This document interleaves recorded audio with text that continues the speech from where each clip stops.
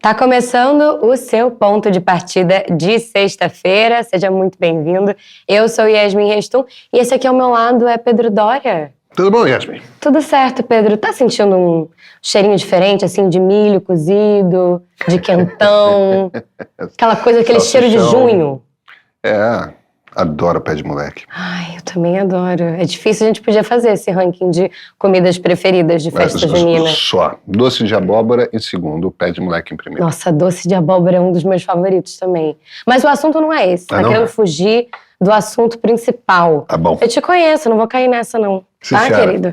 Porque a fogueira não arde só, não queima só no interior. Ela arde também nesse estúdio quando você decide puxar tema polêmico. Sim, senhora. Entendeu? E aí eu sou obrigada ao quê? Trazer as perguntas dos meios pra você. Porque a gente não vai falar só disso. A gente vai ter que falar também de toda a problemática ali envolvendo esse discurso de defesa no depoimento do Bolsonaro para a primeira turma do Supremo. Não é festa junina, mas acho que é empolgante também. Vamos lá. Então, beleza. Vamos nessa. Sim, senhora.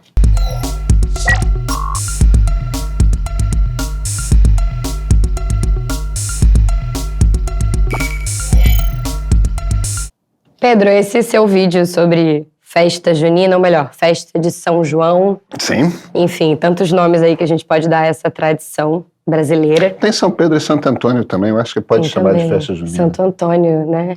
Nossa, outro dia eu tava lembrando de São Longuinho. Não tem nada a ver. Esse nunca existiu, tá? Pois é, mas a gente chama ele toda vez quando esquece alguma coisa, não tem isso? Não sei se o Papa aprovaria. Não é desse santo. Olha só, você com esse negócio de fazer vídeo que em tese é menos, com muitas aspas, polêmico, você fica querendo desviar aí do assunto principal. Mas fato é que o pessoal tá querendo saber, Pedro, se você já recebeu correio elegante na vida. Correio elegante? Você lembra desse correio do amor? Eu sei o que é um correio elegante. Eu nunca recebi. Nunca recebeu, mas já mandou? Já enviou? Também não. Mas é mentira, ninguém perguntou sobre isso não, eu que tô perguntando agora.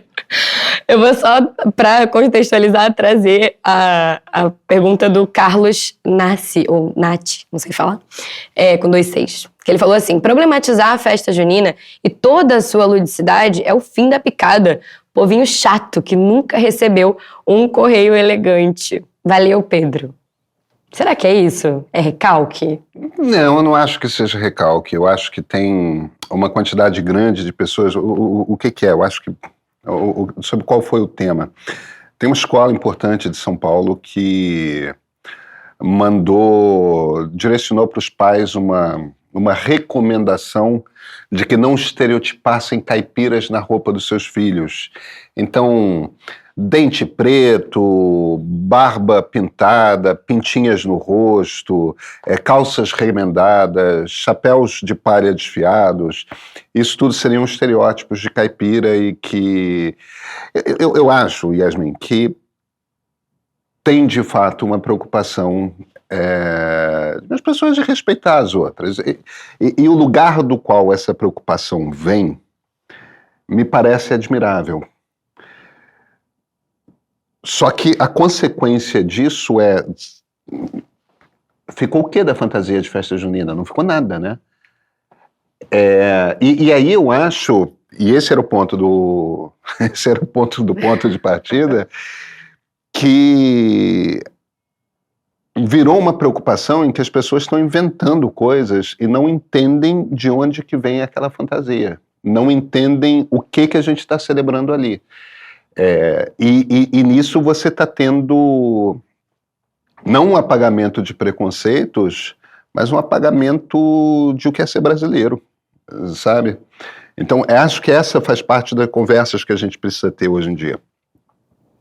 Pedro, o comentário do João de Carvalho, eu achei interessante porque acho que vale explicar. Pelo que eu tô entendendo, parece que tem uma confusão aí que não é exatamente tão incomum. Ele fala o seguinte: o interessante são os comentários desse vídeo, que mostram que ser conservador não é ter uma ideologia política, é simplesmente ser uma pessoa normal. Que acho que o que ele quer dizer é que valoriza essas tradições, enfim. Eu acho que não é exatamente por aí, né? Não é questão de ser conservador e preservar eu acho que tem... essa tradição. Vamos lá. Você tem 3 macroideologias. A gente já conversa sobre isso de vez em quando, né? Você tem o conservadorismo, você tem o liberalismo e você tem o socialismo. E cada uma ideologia dessas é uma lente que você usa para enxergar o mundo. E toda ideologia vai ter uma lente que vai fazer com que algumas coisas fiquem maiores e outras coisas fiquem menores. Algumas coisas saltam em importância para você, outras coisas diminuem em importância para você. Então, a cabeça conservadora é uma cabeça que tem muita atenção para a família, é uma cabeça que tende a compreender a sociedade como hierarquizada, quer dizer, as pessoas têm relevâncias maiores umas relacionadas a outras e que galgar essas hierarquias da sociedade faz parte do percurso da vida. Então, não tem nada errado em ser conservador, como não tem nada errado em ser liberal, como não tem nada errado em ser socialista. São maneiras diferentes de interpretar o mundo. E, na verdade, todo mundo tem um pouquinho de conservador, todo mundo tem um pouquinho de liberal e todo mundo tem um pouquinho de socialista. No fim das contas, eu acho que uma democracia se completa quando no mix os 3 discursos estão presentes, as 3 visões estão presentes. Eu não sou uma pessoa conservadora, eu sou uma pessoa liberal. Isso quer dizer, em essência, que, assim como os socialistas, eu acho que precisa haver mudanças. E eu acho que o Estado está aí, inclusive, para promover mudanças na sociedade. Não me causa qualquer tipo de receio que a sociedade mude, se transforme, melhore. Conservadores tendem a ser muito cautelosos com esse tipo de mudança. Agora, eu acho que a gente não pode nunca... Eu escrevo livros de história, né? Eu acho que a gente não pode nunca esquecer quem somos, de onde viemos, como éramos. E certas festas, elas fazem parte das tradições, e conservadores gostam muito de cultuar tradições. Eu acho que eles estão certos nesse caso. Certas festas servem para a gente, de alguma forma, usar aquele momento para lembrar de quem fomos e de quem somos, de uma certa forma. Então, escolas deviam aproveitar as festas juninas, principalmente a festa de São João, para explicar melhor para as crianças por que a gente celebra daquele jeito.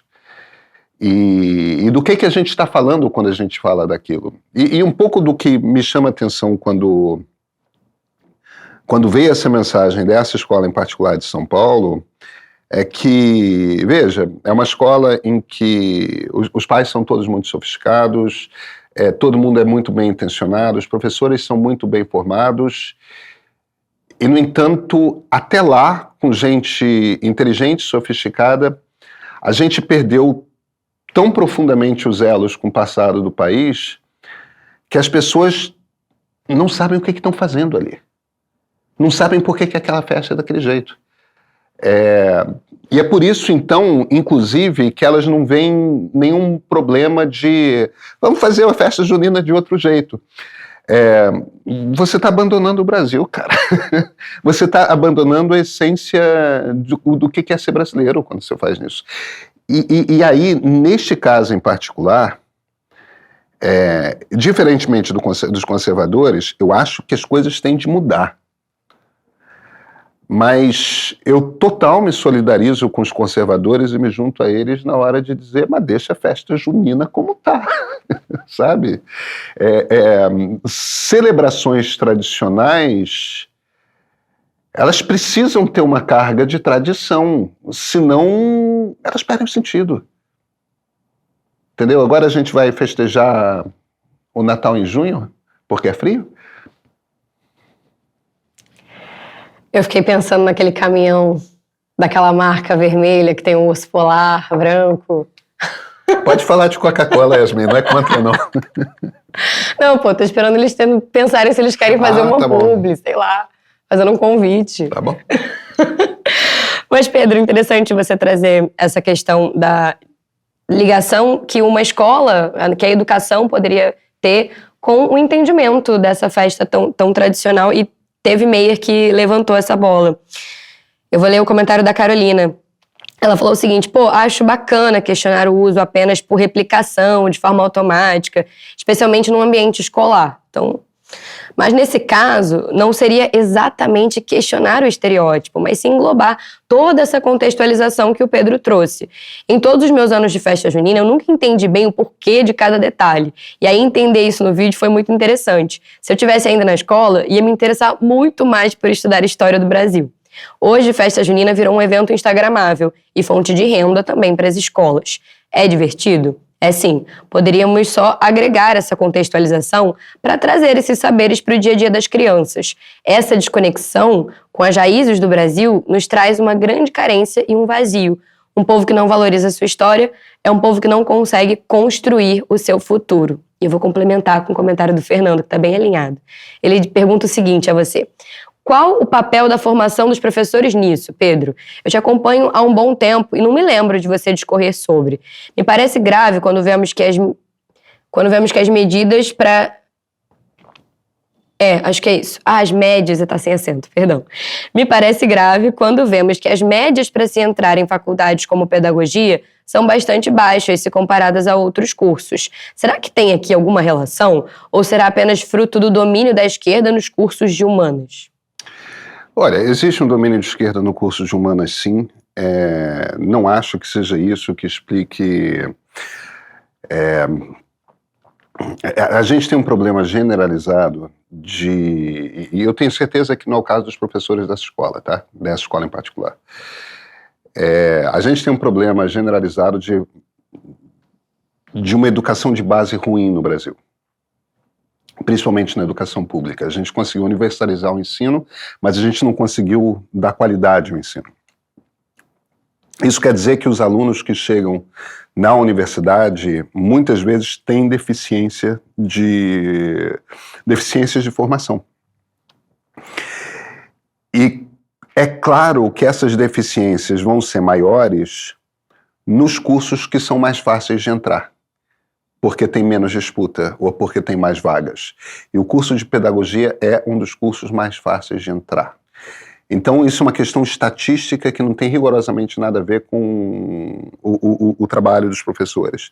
A gente tem um outro problema, que é um problema que várias ONGs já mapearam na formação de professores, que é o seguinte: você tem muita teoria da educação, mas pouca prática, técnica. Tem um certo...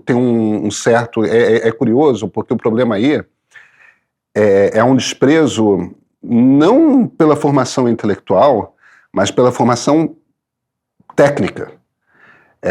Alguns cursos, Yasmin, eles são simultaneamente intelectuais e técnicos.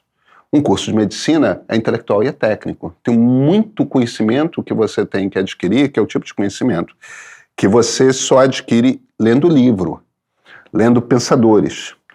É o caso do curso de jornalismo nosso aqui.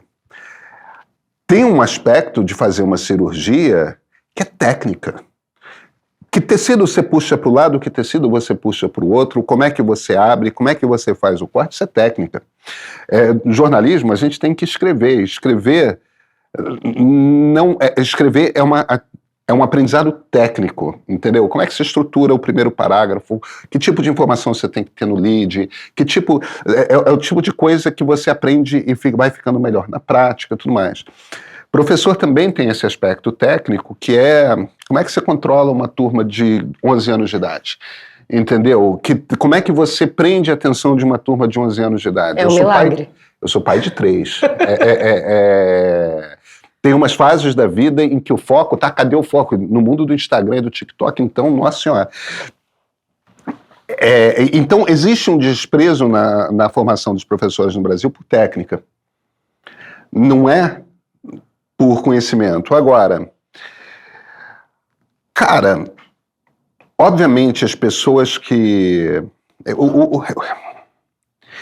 Eu acho de um nível... Eu acho tão surpreendente essa decisão. Sabe a primeira coisa que as pessoas dessa escola não perceberam?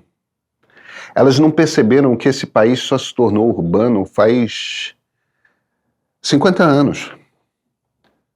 Entendeu? Até o grande êxodo rural que houve nos anos 50 e 60 para a construção de Brasília, para urbanização acelerada de São Paulo, para a urbanização acelerada do Rio de Janeiro, até o grande êxodo rural, o Brasil era fundamentalmente campo, entendeu? Este é um país rural.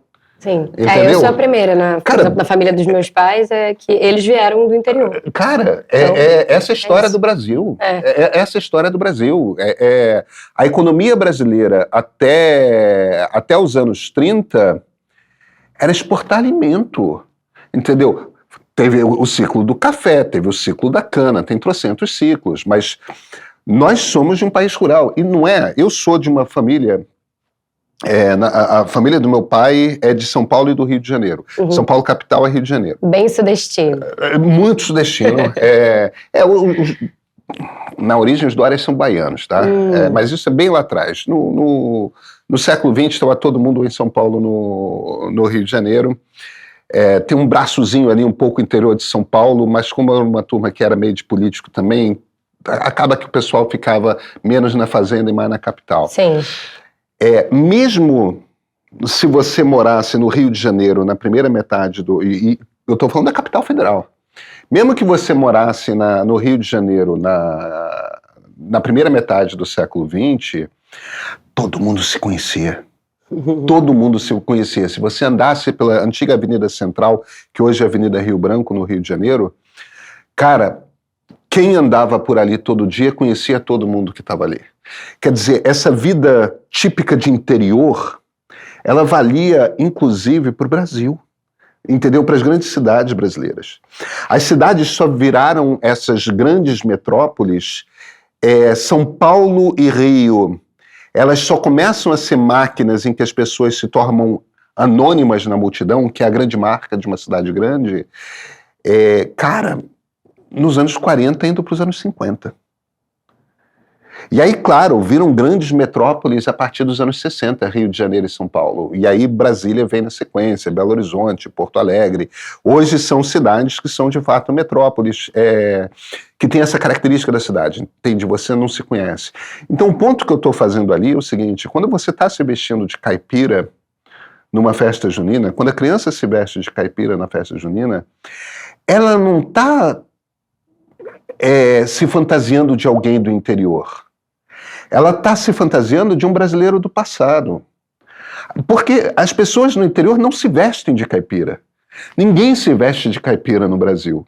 A gente se vestia de caipira no Brasil da primeira metade do século XX e para trás. Entendeu? A gente remendava roupa. Eu tive roupa remendada nos anos 70 e 80. Porque roupa era caro. Sim, o processo de globalização facilitou muito a chegada das marcas. As roupas começam a despencar de preço no governo Collor, quando tem a primeira abertura de mercado. E aí, novamente, no governo Fernando Henrique, e quando tem a abertura do mercado para as coisas chinesas no governo Lula, Lula 1 para Lula 2, a roupa despenca de preço, o mercado popular, as pessoas começam a comprar muita roupa, tem roupa, camisa falsificada de time de futebol, tem tudo, né? O ponto fundamental, e agora no mundo de AliExpress, então, né, cara, de Shein, nessas lojas, Temu, você compra de toda sorte de roupa a hora que você quiser por um preço muito baixo. O Brasil não era assim. Então a gente remendava a calça. A calça era para durar. A gente remendava a camisa. É claro que o remendo da calça da fantasia caipira é um remendo exageradão, de uma cor completamente diferente. Você está com uma calça jeans com remendo vermelho, outra amarelo. É caricato também, né? Claro, faz parte de uma celebração, a festa costuma ser caricato. Você está caricaturizando quem nós éramos. Entendeu? Os remendos eram mais discretinhos. Tinha uma técnica que se dominava e que não se domina mais, que era de cerzir, que é um outro jeito de você fazer um remendo, que não é com um pedaço de roupa, mas com linha ali, que você vai puxando as fibras e tudo mais. Eu, evidentemente, não saberia fazer, mas... Acho que o emaranhado fica por dentro. É isso. Mas tem uma técnica de costura específica também para você botar por fora. Mas enfim, não importa. O ponto fundamental a gente usava roupa remendada. A gente tinha dente podre. Não é, as pessoas do campo tinham dente podre. Cara, meus avós morreram de dentadura. Os avós da minha geração todos morriam com dentadura. Entendeu? Porque não tinha técnica de dentista, porque não se ia dentista, porque era assim, porque se alimentava mal, porque... A própria ideia de higiene bucal não era uma coisa tão difundida. Muito recente. Então, por alguma razão, a gente se descolou tanto do nosso passado recente que excelentes professores de uma excelente escola da cidade mais rica do Brasil chegaram à conclusão de que a festa junina é fazer pouco de pessoas do interior. Não é fazer pouco de pessoas do interior. É de se fantasiar de quem nós fomos no passado. É uma celebração de quem somos como Brasil. Até porque quem é do interior, muitas vezes, é o pessoal do agro, que inclusive... né? Que tá vestido de texano.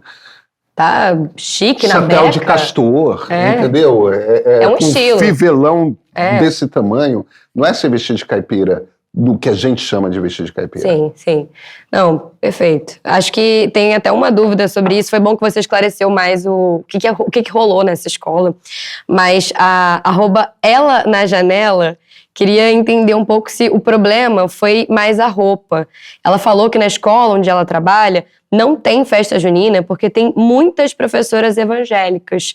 E não pode colocar músicas que falam de santos, então eles fazem em junho a chamada Festa das Nações. Aí eles colocam as crianças para dançar pop americano, porque música brasileira fala muita bobagem. Inacreditável. Eu acho uma pena, eu acho uma derrota e eu acho um erro, porque são pessoas que são conservadoras e, portanto, deveriam ter um tipo de respeito à tradição. Esse país era católico. Entendeu? Veja, eu sou ateu.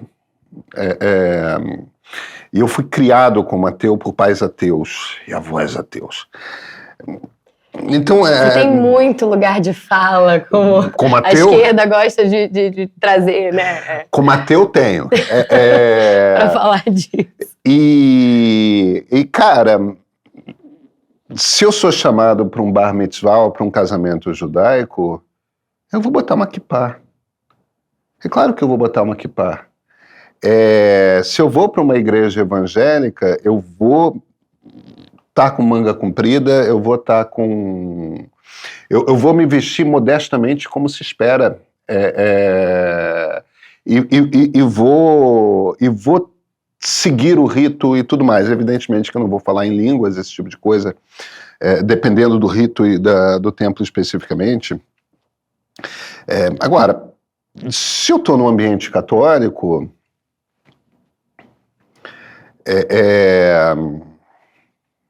eu acho que é a mesma coisa do respeito, entendeu? A menção a um santo não devia ofender só porque você não é católico. Eu não acho que devia ofender. E pelo contrário, o que a gente deveria fazer é respeitar a religião dos outros, não importa qual seja a religião dos outros. Ou a ausência dela. A ausência dela. Agora... De novo, eu sou completamente cosmopolita, eu adoro os Estados Unidos. Eu jamais pegaria uma festa típica brasileira e botaria música americana. Não é. É para celebrar o passado do Brasil. Entendeu? É complicado, assim. Eu acho que as crianças acabam, por conta, acho que dessa questão toda de acesso a... Eu vou falar, eu acho tão... às vezes, quando eu falo acesso à internet, parece uma coisa tão distante. Mas, enfim, com essa coisa do acesso às redes sociais, acho que acaba que as referências de cultura, do que é cool, do que é bacana... E até mesmo, acho que você chegou até a falar isso nesse ponto de partida com relação aos, a gente pode chamar de mitos, mas a mitologia, ao folclore, as histórias tipicamente brasileiras também. Uhum. E aí a gente tem, além da Yara, do Curupira, ou a Curupira, também no norte é a Curupira, mas do Jeca Onde Tatu. no norte é a Curupira? Então, eu descobri isso num podcast. Minha mãe era manauara, tá? Você tem lugar de fala? Não, super. Tem um podcast. Nunca ouvi alguém amazonense falar de Acurupira, é o Curupira. É porque você é sudestino, olha. Não. Toda a minha família é materna de Manaus. Não, deixa eu te contar. Então, vou só fazer esse comentário. Tem um podcast... Eu passei a infância comendo cupuaçu e ouvindo história do Curupira. Do boto. Sim, e do Curupira. Todos esses. E tudo, seres da mata, tipo, encantados. direto do interior do Amazonas. Sim. Então, eu descobri que tem povos no norte, através de um podcast que é feito por eu acho que ele se eu não me engano, eu não sei exatamente se ele tem origens indígenas, mas eu não sei exatamente de onde que ele é, do Amazonas, mas ele é um jornalista muito, muito bacana, assim, que eu conheci, que faz um podcast chamado Pavulagem. E ele fala justamente desses mitos, e que não é exatamente, para ele não é mito, são histórias de verdade, as pessoas viram, as pessoas viveram, todos esses seres encantados. E parece que em algumas regiões do norte entende-se Curupira, ou Curupira, como a Curupira, é a mãe da mata. Então, que isso foi uma surpresa muito grande pra mim também. Então, assim, não é uma coisa assim, como se sempre fosse, todo mundo acha isso lá, não é... Até porque você também tá trazendo até esse relato da sua avó. Minha avó. Então, é isso, não é unânime, mas que existem diferentes versões pra essa mesma história. Pode ser que tenha alguém que trate Curupira no feminino. É estranho, né? Me é surpreendente. Sim. Agora, eu vou te falar uma coisa. Matita Perê, por exemplo, que minha avó chamava de Matinta Pereira, ela não tinha dúvida de que existia, tá? Então, mas eu acredito. Eu não. Mas... Eu acredito. Ai, você é muito ateu, cara. Pelo amor de Deus, ateu pra tudo. Pois é. É uma tragédia. Menos pra tradição de festas de... Não. Eu sou completamente ateu, mas eu gosto de tradições. Eu percebo muito valor nas tradições. Sim. Que é um jeito lúdico de você trazer o passado para dentro de casa, para dentro da sua vida, tudo mais. Mas eu entendo perfeitamente a ideia de... minha avó, as irmãs e os irmãos dela, viveram num mundo da primeira metade do século XX no interior do Brasil, que era a região amazônica naquela época. Viveram num mundo que era mágico mesmo, entendeu? As pessoas enlouqueciam por causa de lobisomem, as pessoas... o boto, a sedução do boto era um perigo real. Essas entidades, elas faziam parte do mundo e faziam parte das histórias que as pessoas contavam. Sim. Fulana não aparece mais, você não soube. Foi o boto, entendeu? Então, isso fazia parte da vida. Isso fazia parte das histórias que contavam. É claro que tinha uma turma que acreditava, tinha uma turma que fingia que acreditava e tinha uma turma que deixa pra lá. E tem quem não acredita, mas tem medo. Tem tudo isso. Mas o ponto fundamental essas tradições, esse folclore, ele faz parte da maneira como a sociedade dá conta de resolver suas questões. Você vê, por exemplo, num mundo super moralista, em que uma mulher perder a virgindade antes do casamento ferra por completo com a vida dela, o boto é bom existir. Porque se o boto existe, ela foi seduzida por algo que estava além do controle dela. Entendeu? Se aconteceu algo de ruim na vida dela, que desencaminhou ela, não foi porque ela é uma pessoa má. Não foi porque ela se... Foi o Boto. Entende? Então ela apareceu grávida. E aí você arranja um jeito de... Você suaviza o que seria uma coisa de um ostracismo, uma coisa de você se tornar pária dentro daquela sociedade. Não, você resolve de outra maneira. A gente não costuma pensar nesse tipo de coisa como folclore e tudo mais, dessa forma, mas eram sociedades profundamente conservadoras, eram sociedades profundamente patriarcais, e, no entanto, mulheres transavam antes do casamento, homens pulavam a cerca, tipo, a vida era exatamente como a vida é em qualquer tempo. Para os homens tinha a Iara, né? Para os homens tinha Iara, e homens morriam afogados por causa da Iara, entende? E o outro risco do homem era ser o lobisomem, né? Se você é o 7º filho e nasce numa lua cheia, tem uma regra complicadíssima que evidentemente varia em qualquer lugar, e aí você vira um cara meio incontrolável, meio irascível, entendeu? O ponto fundamental é, a gente se urbanizou muito rápido, e eu sinto, isso é uma das coisas que eu sinto com muita força, que eu sou um pouco, a minha geração, que é o que a gente chama de geração X, a geração nascida durante o regime militar, anos 60 e 70, nós somos a última geração que, mesmo tendo sido criada num ambiente urbano, e mesmo sendo todos nós muito urbanos, e às vezes até cosmopolitas, nós ainda tivemos um contato com esse passado por causa dos nossos avós, que era um contato muito intenso. Isso não era um outro mundo, isso era um mundo que existia, porque esse era o mundo dos nossos avós.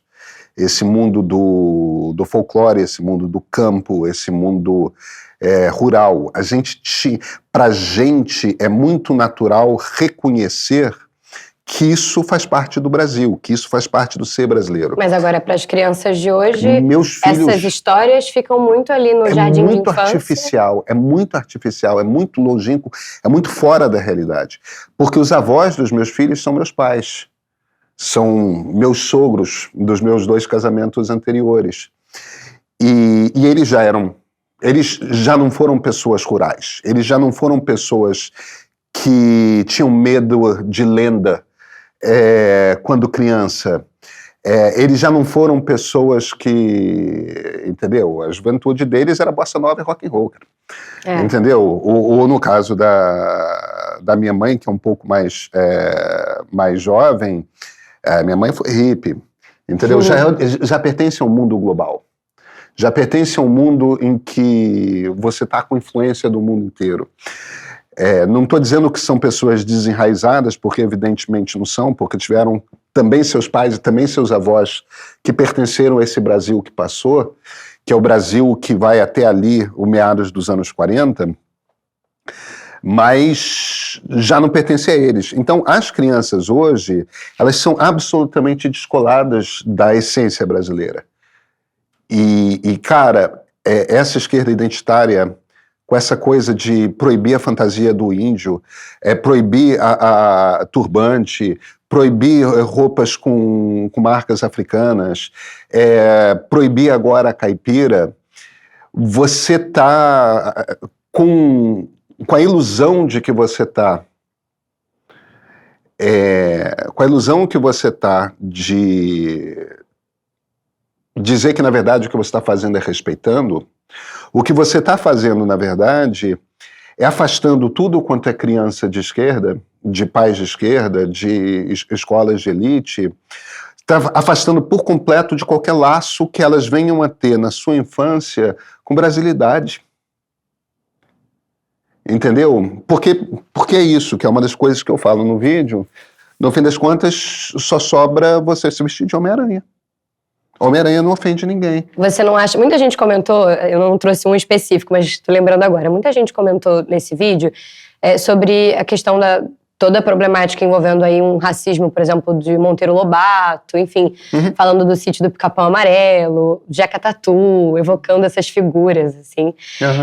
Eu queria saber um pouco o que você pensa disso, assim, se você acha que valeria, assim, uma releitura de determinadas obras, ou se você acha que ainda isso é uma questão que é um peso do identitarismo da esquerda em cima de obras que são clássicos, Olha, enfim. eu não vou brigar pelo Lobato, tá? Eu tenho 3 filhos, o caçula vai fazer 14 agora. Em julho, a mais velha faz também em julho 23 anos. Ainda vão para muita festa junina. Os meninos sim, mas já adolescentes, né? A Laura é adulta, já está se formando. Eu tentei, a Laura, que é uma leitora voraz, eu tentei muito fazer ela ler Monteiro Lobato. Isso 2007, 2008. Eu comprei uma edição que é a minha edição favorita do Lobato, com ilustrações de um cara que é o André Leblanc, que não é a primeira edição dos livros do Lobato. Eu li na primeira edição, mas essa edição com uma capa de couro verde é uma edição dos anos 40 que se tornou a grande edição. Cara, era absolutamente desinteressante para Laura. A Laura gostava de Harry Potter, gostava de muitas outras coisas depois, mas Monteiro Lobato não pegou ela. E eu entendo que não tenha pegado. Ele está falando de um mundo de 1910, de 1920. É muito distante demais da vida dela. Não atraiu. Eu adorava quando era pequeno. Então eu acho que o Monteiro Lobato envelheceu. Envelheceu do ponto de vista da atratividade. E é evidente que ele era racista, entendeu? De um tipo muito específico de racismo que existia em parte da elite brasileira. Nem todo mundo era racista, claro, mas era aquela coisa de perceber... eu acho que ele trata o tio Barnabé e tia Anastácia, que são os personagens dele negros, acho que ele trata com o respeito que um homem da elite tinha, que é uma pessoa muito querida, são pessoas da família, são pessoas presentes, e pelas quais existia afeto de fato, mas existia um olhar de superioridade e de inferioridade. Isso tá... A Dona Benta, que é a avó dos meninos, traz a Grécia, traz Péricles. A tia Anastácia traz as lendas, entende? Uma tem o conhecimento, a outra traz aquelas coisas que são populares. E ele tem um olhar de respeito pela coisa do popular, mas ele percebe uma coisa... Ele percebe status diferentes. Que é exatamente o que você espera de um cara da elite, uma mulher da elite nos anos 10, nos anos 20, entendeu? A Primeira República foi eugenista. A Primeira República quis embranquecer a sociedade brasileira. É só com Getúlio e a partir do Gilberto Freire, do Sérgio Buarque, que a gente começa a parar com a coisa de embranquecer a sociedade. Não é que se deixe de ver o status, continua se olhando para cidadãos de primeira e segunda classe, mas você deixa de querer embranquecer a sociedade. O Lobato ainda pertence a uma elite que queria embranquecer a sociedade porque achava que isso era melhorar. Eugenista, abertamente eugenista. Então, eu não vou defender o Lobato porque eu acho que não tem atrativo lá. E eu entendo o argumento das pessoas que acham que os valores envelheceram. Eu concordo que os valores tenham envelhecido, o olhar sobre o mundo tem envelhecido, é evidente que sim. É uma maneira ignorante, do ponto de vista nosso, hoje, de você ver para a sociedade. Isso não me perturba, porque eu leio uma obra de um tempo compreendendo que a coisa é do tempo. Eu não tenho uma coisa anacrônica de esperar que uma pessoa de 1910 tenha os meus valores. Eu não acho que uma pessoa de 1710 tenha os meus valores. Eu não tenho essa expectativa anacrônica, entendeu? Fora do seu tempo. Mas eu acho que não é um problema, mas não importa, porque eu acho que o Lobato não tem mais esse espaço mesmo, ele não é mais atraente. O problema, e é por isso que eu citei o Lobato, é que é o seguinte: até a minha geração, parte da formação de um brasileiro bem educado era ter uma profunda compreensão de o que o Brasil é, entendeu? De como é que é a cultura brasileira, de quais são as variedades brasileiras, e o que eu percebo é que, ao mesmo passo que tem uma direita querendo reinventar o passado brasileiro, querendo reescrever a história brasileira, tem uma esquerda que, absolutamente convicta de que tem os melhores princípios, está promovendo um apagamento das tradições brasileiras. A gente vai terminar um país sem identidade. Se todas as crianças progressistas forem criadas em ambientes sem forma, sem cheiro, sem gosto, em que tudo fica parecendo um ambiente de hospital em que você não está... você não tem mais o vestir-se de índio, você não tem mais o vestir-se de baiana, você não tem mais o vestir-se de caipira, você não tem mais... cara, quando uma criança bota uma roupa de outra coisa, ela está brincando de incorporar um pouco aquela identidade por um certo tempo, e brincar de forma lúdica com a ideia de o que é você ser índio, de o que é você... qualquer maldade, qualquer caricatura, qualquer racismo, serão os pais que vão trazer para o olhar daquela criança.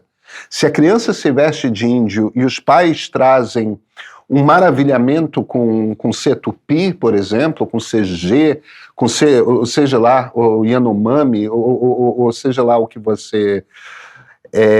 se você faz uma brincadeira, vamos na internet e ver como é que são as pinturas de cada tribo, e aí vamos pintar no seu rosto. Isso é uma experiência maravilhosa, entendeu? Meu Deus do céu, o que faz disso uma experiência racista? Quando você está olhando com maravilhamento, entendeu? E você está fazendo uma busca, de novo, do que é ser brasileiro. A gente não pode perder, porque não somos conservadores, a gente não pode perder esse maravilhamento. E muito desse maravilhamento começa na infância com a fantasia, cara. Sei lá, a esquerda tá precisando voltar a ler Paulo Freire, sabe? Pedro, só porque eu prometi pra audiência que a gente ia passear um pouquinho, a gente tá falando de passado. Desculpa. Mas a gente também precisa falar um pouquinho do futuro. E para pensar o futuro, a gente precisa entender o que vai acontecer com o nosso país em 2026, por exemplo. Então, eu acho que muito disso também passa por esse momento aí desse julgamento. Julgamento não, perdão.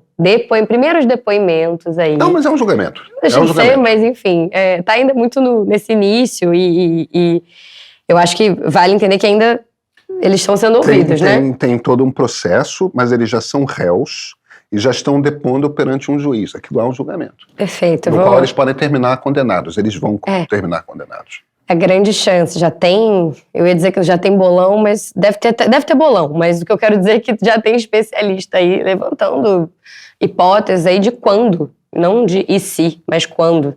Enfim, semana agitada no Supremo Tribunal Federal. Eu vou me permitir terminar... Eu queria terminar com festa junina, mas enfim. Como eu prometi que a gente ia passar por essa temática... porque foi tema de um dos pontos de partida dessa semana, eu vou trazer a pergunta aqui do M.K. Esner.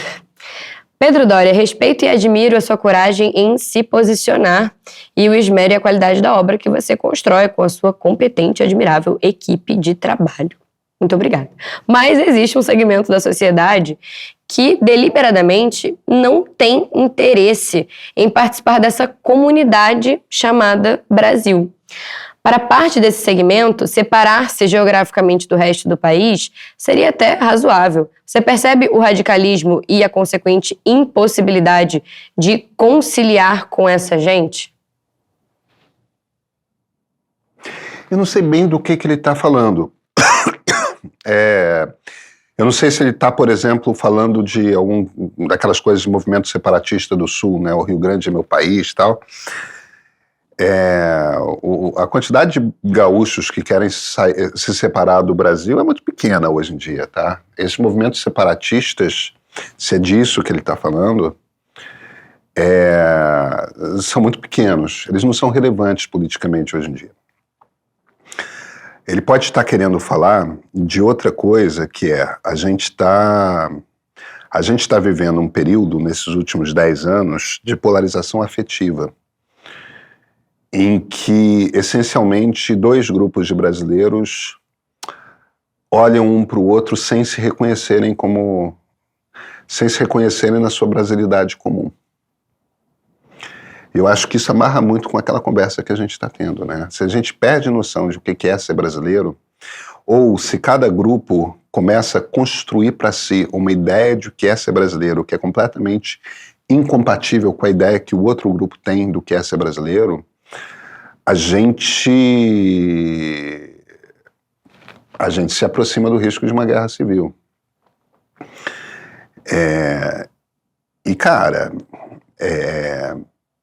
Hoje tem uma quantidade muito grande de pessoas de direita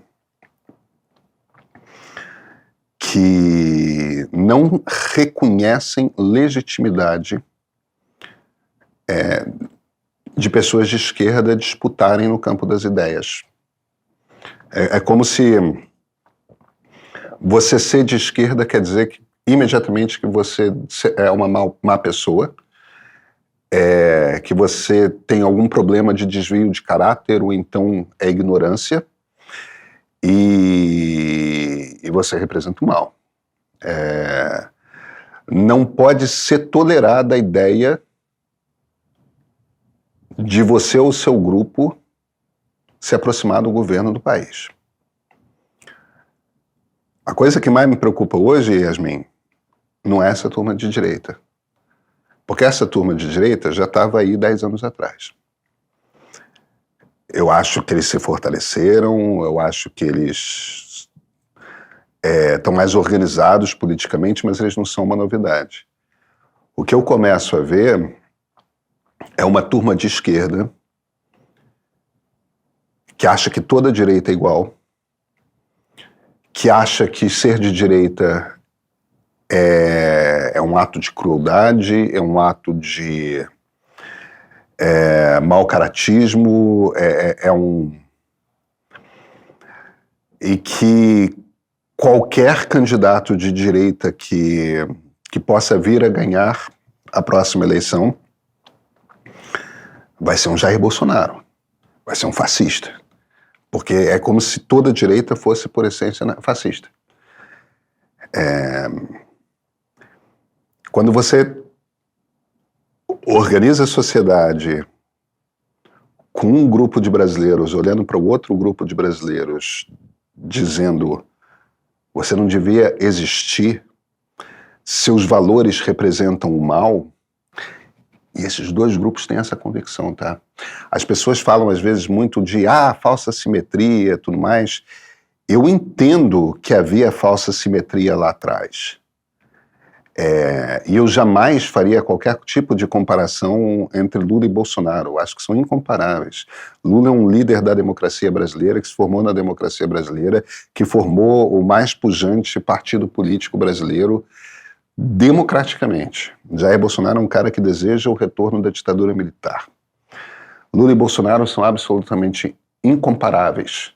E qualquer tipo de comparação passa necessariamente por falsa simetria, porque não são a mesma coisa. Um está no campo da democracia, o outro está fora do campo da democracia. Mas aqui eu estou falando de líderes políticos. Eu posso até estar falando aqui de movimentos políticos, o PT de um lado e o bolsonarismo do outro. O PT, em toda a sua história, tem uma quantidade abissal de defeitos, e se você quiser que eu comece a lista, eu começo. Não que a Beca vai brigar com a gente. Mas é um movimento fundamentalmente democrático. O bolsonarismo não é. Só que quando a gente olha para o debate que está acontecendo nas redes sociais hoje, a esquerda parou de ver legitimidade na direita e a direita parou de ver legitimidade na esquerda. A definição de democracia é os grupos políticos reconhecerem a legitimidade de existência dos outros grupos. Isso está na definição básica de democracia. A gente está perdendo isso. A gente está perdendo esse apreço por pluralidade. A gente está perdendo esse apreço e esse reconhecimento do outro, mesmo quando o outro discorda. Ah, não, se existisse uma direita, mas a direita que existe no Brasil não é isso. Se existisse uma esquerda, mas a esquerda que existe no Brasil não é. A gente não vive num país com 100 milhões de fascistas, tá? A gente também não vive num país com 100 milhões de comunistas. Mas a gente perdeu essa percepção. Isso é um problema. Mas a gente pode viver num país em que todo mundo vai na festa junina, dança quadrilha e não se estapeia no final. Eu não sei se alguém quer me ver dançando, não. Você dança mal, Pedro? Meu Deus! Você falou que você tem problema com ritmo, né? Assim, Então imagina dançando. Ah, sei lá, às vezes né, com a música vai, não sei, de algum jeito vai numa levada, com a palma é diferente do resto do corpo. Eu não sei, tô tentando achar uma luz no fim do túnel. Não tem. Minha mulher acha simpático. Ai, cara, o amor é lindo mesmo. E você vê que mesmo com todo o amor que eu tenho certeza que ela tem por mim, é simpático. Tá certo, tá certo. Pedro, obrigada. Muito obrigado, tá? Queria ter tido mais tempo pra perguntar mais coisa, mas enfim. Você ficou querendo falar de festa junina? Mentira, fui eu. Até semana que vem? Até semana que vem. Obrigada. Não acredito só no que eu vejo, sabe? Eu acho que tem forças atravessando a gente o tempo todo. Deus não manda em mim. Deus não manda. Eu sou um sujeito fascinado pela beleza da fé. A fé me comove. Tem muita coisa que a gente não sabe. Tem coisas que acontecem no palco, no teatro, que são muito inexplicáveis, assim. No que você acredita? No que você já acreditou? E o que te levou de um ponto para outro? Deus, pra mim, é a natureza. Então, o poder da natureza é imbatível mesmo. Se quiser agora um terremoto, derrama esse negócio aqui. Acabou. Esses fenômenos da fé, essa dimensão da transcendência, as sociabilidades que a fé constrói nas mais diversas religiões, isso me comove também pelo lado da beleza. O ritual religioso traz muito conforto para muita gente. Quando você me pergunta sobre ser ateu ou não praticante, eu não tenho a energia para lutar contra a religiosidade de outras pessoas. É só algo que deixou de fazer sentido para mim.